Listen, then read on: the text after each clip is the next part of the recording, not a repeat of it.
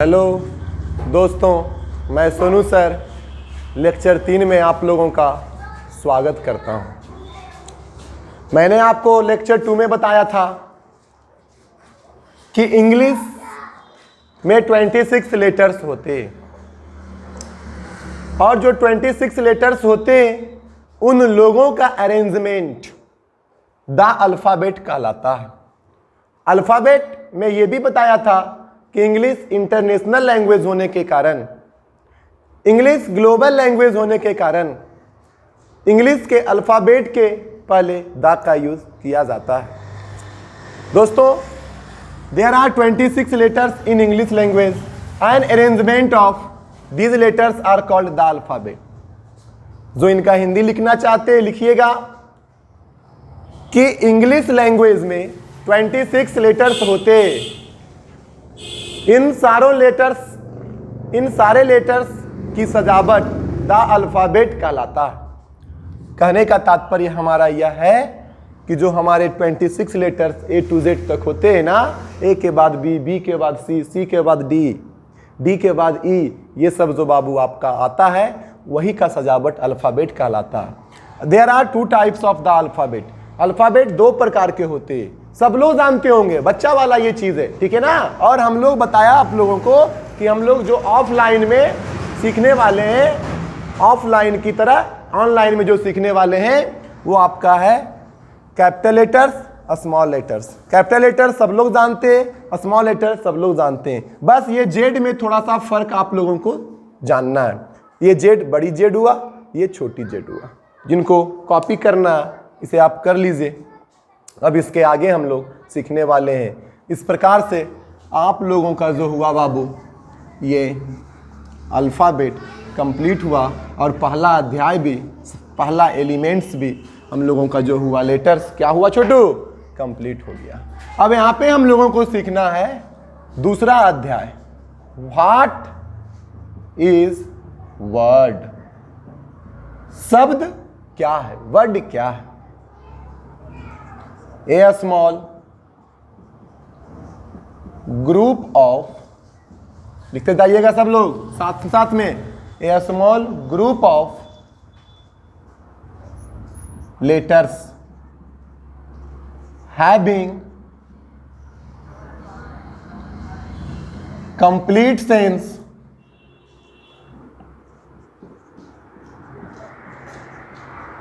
also is called word। तो इसका आप लोग जिनको भी हिंदी लिखना है वो हिंदी लिखिएगा। अक्षरों का एक छोटा समूह, अक्षरों का एक छोटा समूह जो पूर्ण अर्थ देता है उसे हम लोग क्या कहते हैं, वर्ड कहते हैं। जैसे हम लोग जानते हैं छोटू, देखना, देखना का सी एक आपका वर्ड हुआ, इसमें 3 लेटर्स हुए SEE, समझ रहे हो ना। अब देखना का हम लोग अब वर्ड मीनिंग देखने वाले हैं। एक तो सी मतलब होता है देखना, एक होता है बाबू लुक मतलब होता है क्या होता है ये भी देखेंगे, एक होता है वॉच मतलब भी क्या होता है, सबका मतलब देखना ही होगा। एक पीप का मतलब क्या होता है, एक पीर का मतलब क्या होता है, एक सीनियर, ये सब वर्ड के एग्जाम्पल्स हैं। मतलब भी होता है देखना, गूगल मतलब भी होता है देखना। यहां देखिए, गूगल मतलब भी होता है देखना। गेज, गेज मतलब भी होता है देखना। तो सी का मतलब होता है यूं ही देखना, नोट करते चलने आप सबों को। लुक मतलब होता है ध्यान से देखना। वॉच मतलब होता है देखना जो स्थिर ना हो, जैसे फिल्म देखना, क्रिकेट मैच देखना, क्रिकेट मैच देखना, ये सब जो आप लोग का होगा ना वॉच के अंतर्गत आएगा। पीप मतलब होता है नुक्का चोरी खेले हो, जो लुक छिप कर देखते हो, लुक छिप कर देखना। पीर मतलब होता है अदृश्य वस्तुओं को देखना। क्या होता है बाबू? अदृश्य वस्तुओं को देखना। स्नेयर मतलब होता है तिरछी नजरों से देखना, नोट करना। ये सब वर्ड है बाबू। गूगल मतलब होता है आंख फाड़ कर देखना। क्या होता है? आंख फाड़ कर देखना। गेज का मतलब होता है टकटकी लगा कर देखना।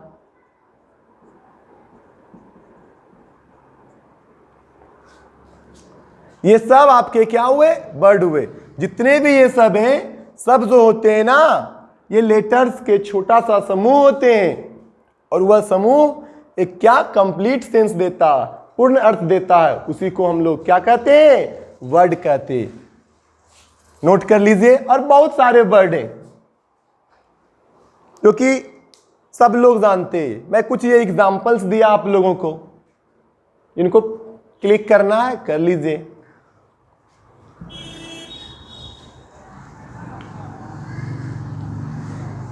चलते हैं हम लोग आगे।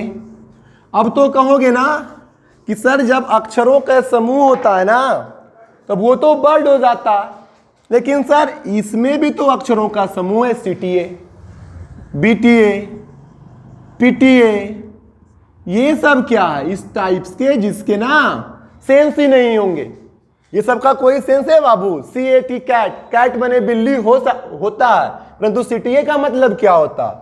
तो इन सारों को ना बाबू, यहां से क्वेश्चन उठ गया, व्हाट आर जम्बल्ड लेटर्स? क्या कहते हैं? What are jumbled letters? Jumbled letters का मतलब होगा बाबू अटपटांग। क्या? अटपटांग अक्षरों। तो इसका जो होगा ना, ए small group of letters having no definite meaning also मत लिखो, meaning is called jumbled letters। क्या कहते हैं? मतलब अक्षरों का ऐसा समूह, हिंदी लिखिए जिनको लिखना, अक्षरों का एक ऐसा समूह, छोटा सा समूह,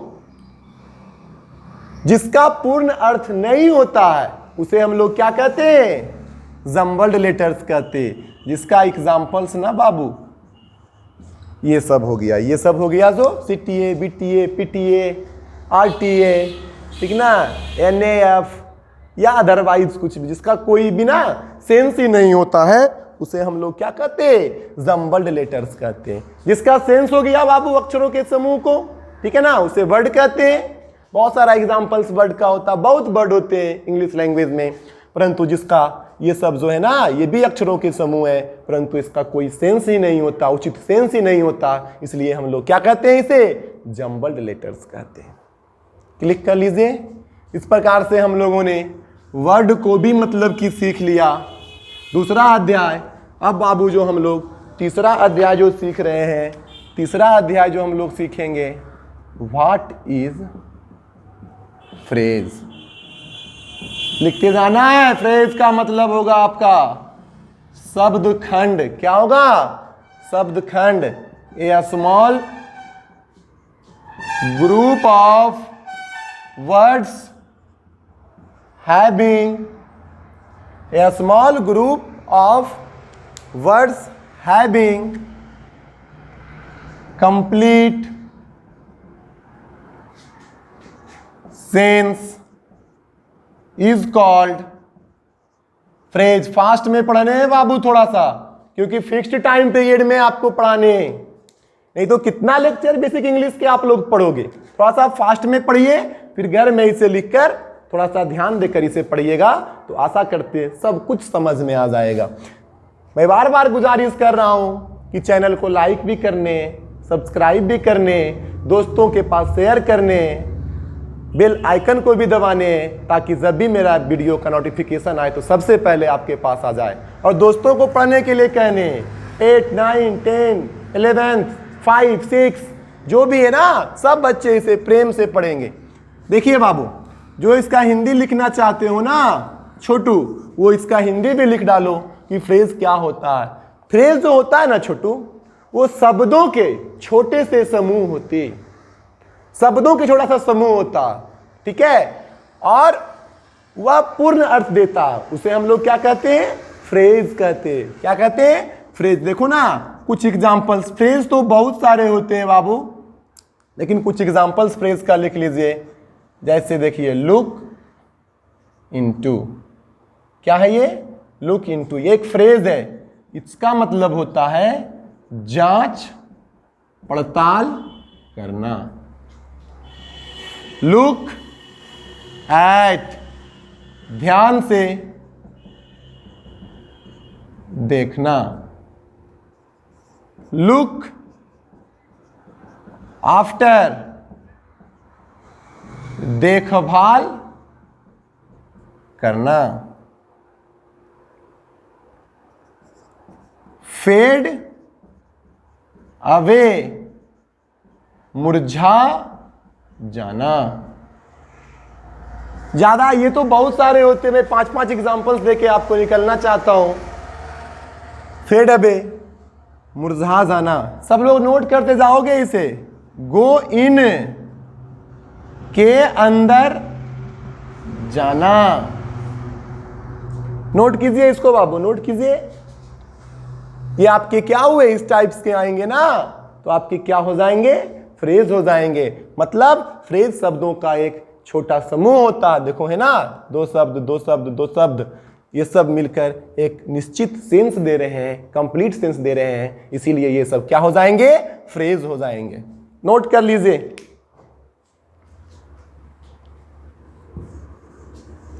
इस प्रकार से आपका फ्रेज का भी तीसरा अध्याय खत्म हो गया। मैं बताया था कि 7 वैसे एलिमेंट्स होते हैं जो मिलकर क्या देता है बाबू? बताओ। 7 ऐसे एलिमेंट्स होते हैं जो मिलकर इंग्लिश लैंग्वेज का निर्माण करता है। उसमें से हम लोग 3 स्टेप्स को पढ़ लिए, 3 एलिमेंट्स को पढ़ लिए, 3 अध्याय को पढ़ लिए हैं। अब आते हैं हम लोग नंबर 4 एलिमेंट्स में। What is idem?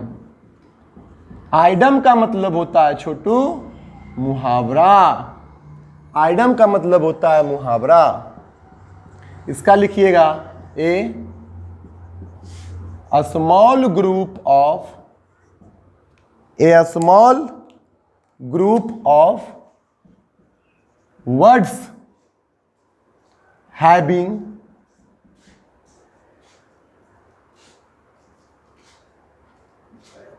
meaning is different from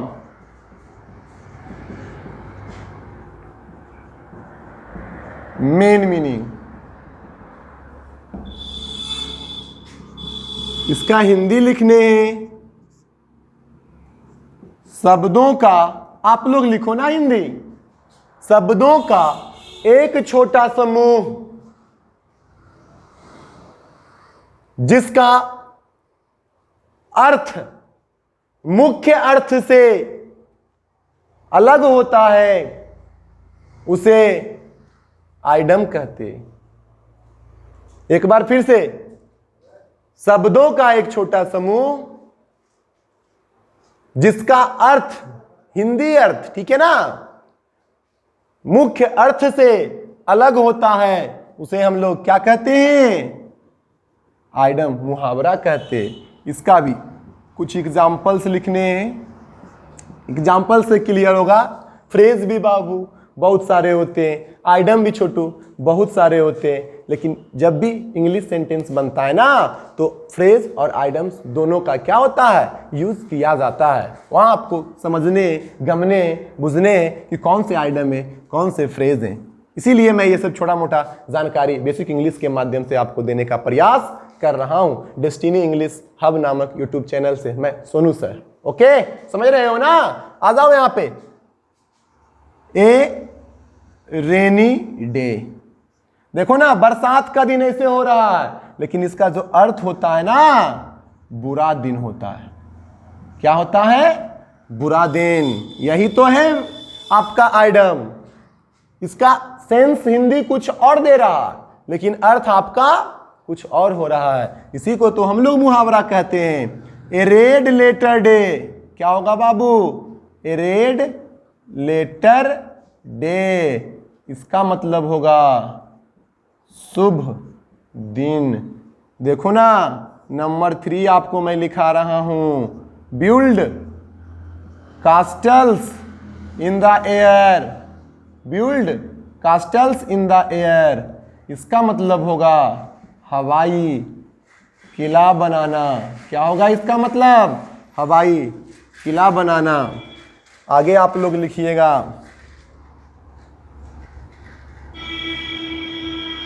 tie the not. Connaught नहीं पढ़ने, क्या पढ़ने? नॉट।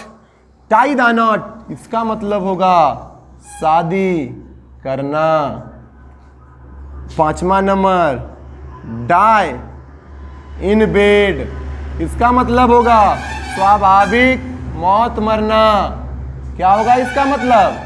स्वाभाविक मौत मरना। ठीक है ना? ये सब आपके क्या हो गए छोटू? आइडम के आपके एग्जाम्पल्स हो गए। बहुत सारे आइडम्स फ्रेज होते, लिखिए। चलते हैं हम लोग। इस प्रकार से आपको हम लोगों ने क्या बताया बाबू? आइडम। चौथा भी आपको एलिमेंट्स के बारे में संक्षिप्त जानकारियां दिया। 5वां नंबर आपके होंगे, व्हाट इज प्रोवर्ब। प्रोवर्ब कहावत को कहते हैं बाबू। कहावत आप लोग अपने घर में दादा दादी पापा के या मम्मी के मुख से सुने होंगे, वही कहावत है बाबू। तो यहां पे आया ना, proverb is a short saying born of popular wisdom stating general truth और piece of advice।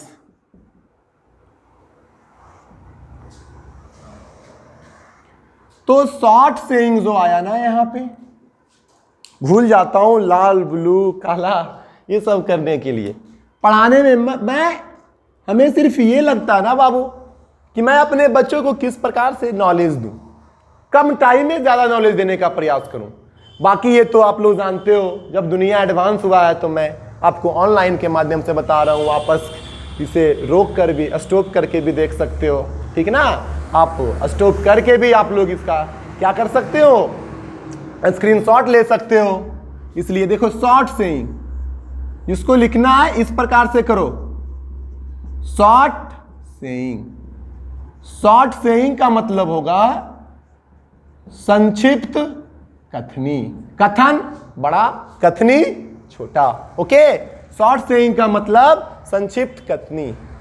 Born of, अब बॉर्न ऑफ का मतलब, अब यहां पे आप लोग लिखते जाओ, मैं लिखने वाला नहीं हूं। बॉर्न ऑफ के उदय से, उदय के उदय या जन्म से, ठीक है? बॉर्न ऑफ का मतलब। पॉपुलर आप लोग अब लिखोगे, पॉपुलर का मतलब होगा प्रसिद्ध। क्या होगा? प्रसिद्ध।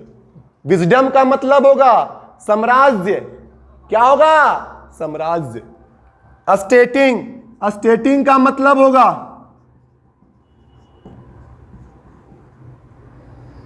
दिखलाना, मतलब दिखलाता है।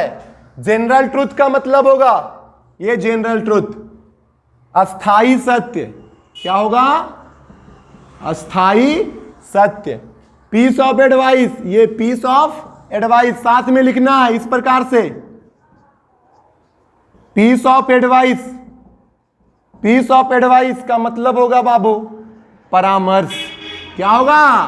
परामर्श। एडवाइस के एक टुकड़ा को क्या कहते? परामर्श कहते। इतना लिखने के बाद अब आप लोग इसका थोड़ा सा हिंदी लिखना है। स्टार्ट हो, लिखाऊं? लिखिए, फुल्ली एंजॉय करते हुए पढ़िए बाबू। प्रोवर्ब लिखो, प्रोवर्ब कॉमा, लिखो जल्दी जल्दी। प्रोवर्ब कॉमा, प्रसिद्ध साम्राज्य के उदय से। प्रोवर्ब कॉमा, प्रसिद्ध साम्राज्य के उदय से कथित एक संक्षिप्त कथनी है। कथित एक संक्षिप्त कथनी है जो अस्थाई सत्य और परामर्श को बतलाता है। प्रोवर्ब जो है ना बाबू, प्रसिद्ध साम्राज्य के उदय से। सोनू सर जो बोलेगा वो कभी प्रोवर्ब नहीं बनेगा, लेकिन जो फेमस है, जो फेमस जो फेमस थे, समझ जाओ ना आप, जो फेमस थे उन्होंने कुछ भी बोला तो वो बाबू आज प्रोवर्ब के नाम से हम लोग पढ़ रहे हैं, जान रहे हैं, शिक्षा ग्रहण कर रहे हैं। तो प्रोवर्ब प्रसिद्ध साम्राज्य के उदय से कथित एक संक्षिप्त कथनी है जो क्या दिखलाता है बाबू? अस्थाई सत्य या परामर्श को दिखलाता है। अब बाबू ये प्रोवर्ब के जो है ना, अब मैं आपको एग्जाम्पल्स बतलाने वाला हूं। कुछ बहुत सारे एग्जाम्पल्स इसके हैं, कुछ एग्जाम्पल्स को लिखिएगा और आप लोग याद रखिएगा, क्योंकि इसका जो यूज आप लोगों को बहुत जगह पे आपको होंगे। तो बाबू अब आप लोग एग्जाम्पल्स लिखिएगा। एग्जाम्पल्स मैं आपको लिखा रहा हूं प्रोवर्ब का। सबसे पहले, honesty is the best policy. पहले आप लोग लिखते चलो, सबों को लिखने। Number 2, preparation leads to confidence and success. एकदम लिखते चलिए।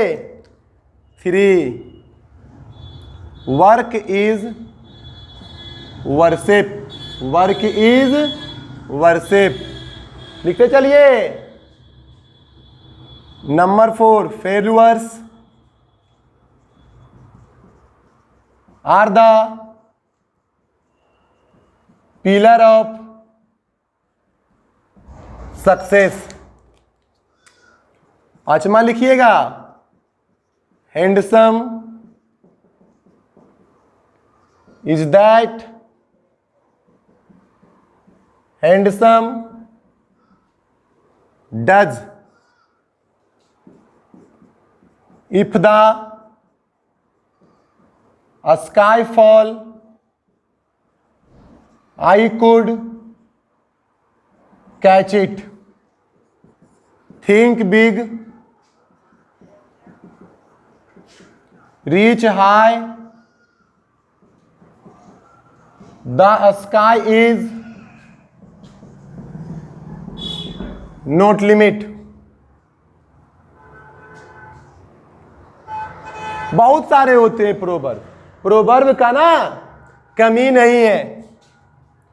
तो अब इतना आप लोग पहले लिखिए, सबका हिंदी में बारी बारी से आपको बतलाने का प्रयास करता हूं। Honesty is the best policy, सब लोग जानते, ईमानदारी सबसे अच्छी नीति है। Preparation leads to confidence and success, मन के हारे हारे, मन के जीते जीत। वर्क इज वर्शिप, कर्म ही पूजा है। चौथा number, failures are the pillar of success, असफलता ही सफलता की पूंजी है। Handsome is that handsome does, सुंदर वही है जो सुंदर कार्य करते हैं।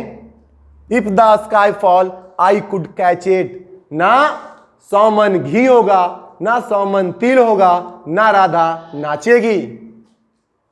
ये बोलो ना, स्काई गिरेगा बाबू, क्या हम स्काई को रोक लेंगे, कैच कर लेंगे? नहीं, ना 100 मन तिल होगा, ना राधा नाचेगी। Think big reach high, the sky is not limit. बाबू बड़ी सोच रखें, ठीक ना, तभी आपकी मनोकामना पूरी हो सकती है। ये आपका था क्या चीज बाबू, प्रोवर्ब के बारे में, समझ गए ना। तो हम लोगों ने अभी तक जो सीखा, क्या क्या सीखा पुनः शुरू से, एलिमेंट्स में ज्यादा नहीं हम शुरू जाना चाहते, एलिमेंट्स से लेटर्स को सीखा, लेटर्स के पार्ट्स को सीखा, जिसमें हम लोग लेटर्स को वॉवेल्स, कॉन्सोनेंट्स, सेमी वॉवेल्स, सब सारे पार्ट्स को देखे, वो मेरा लेक्चर 2 वाला वीडियो में है। अब उसके बाद हम लोगों ने आज वर्ड को सीखा। अब जब अरेंजमेंट ऑफ लेटर्स सेंस नहीं देते तो हम लोगों ने जम्बल लेटर्स को सीखा। उसके बाद हम लोगों ने फ्रेज को सीखा। उसके बाद हम लोगों ने क्या सीखा, आइडम को सीखा। उसके बाद हम लोगों ने अभी प्रोवर्ब को सीखा। बहुत सारे प्रोवर्ब भी होते, ठीक ना। अब मैं अगला क्लास में, अगला लेक्चर में, लेक्चर 4 में इसके आगे आपको क्या सिखलाने वाला हूं, सेंटेंस। वहां से आपका बेसिक इंग्लिश का मेन ग्रामर स्टार्ट हो जाएगा छोटू, तो वह आप लोगों का शिक्षा दिया जाएगा। इसलिए मैं आप लोगों से गुजारिश करना चाहता हूं, देख रहे हो ये पसीना को, ये पसीना देखो आप लोगों के लिए है, ग्रामीण बच्चों के लिए है। शहर वाले बच्चे तो कहीं भी कभी भी उनके पास सुविधा होता, पढ़ सकते हैं, ठीक ना। लेकिन इस पसीना के बदले आप लोग इस चैनल को क्या कीजिए, सब्सक्राइब कर दीजिए, इस चैनल के बेल आइकन को दबा दीजिए, ताकि अगर मेरा अगला वीडियो, और जान जाइए कि मेरा वीडियो जो होगा ना छोटू, वो आपको शाम के 5 से 6 बजे के बीच में प्रतिदिन लोड होंगे। और जिस दिन यदि लोड नहीं होगा उस दिन मैं आपको पहले नोटिफिकेशन दे दूंगा कि आज मेरा वीडियो आने वाला नहीं है, मैं बिजी हूं या हॉलीडे है, ठीक है ना। तो बेल आइकन को दबाने के लिए मत भूलिए, खुद सब्सक्राइब कीजिए, दोस्तों को सब्सक्राइब करवाइए, ठीक है। बाय बाय, अलविदा, अगले लेक्चर में मिलेंगे।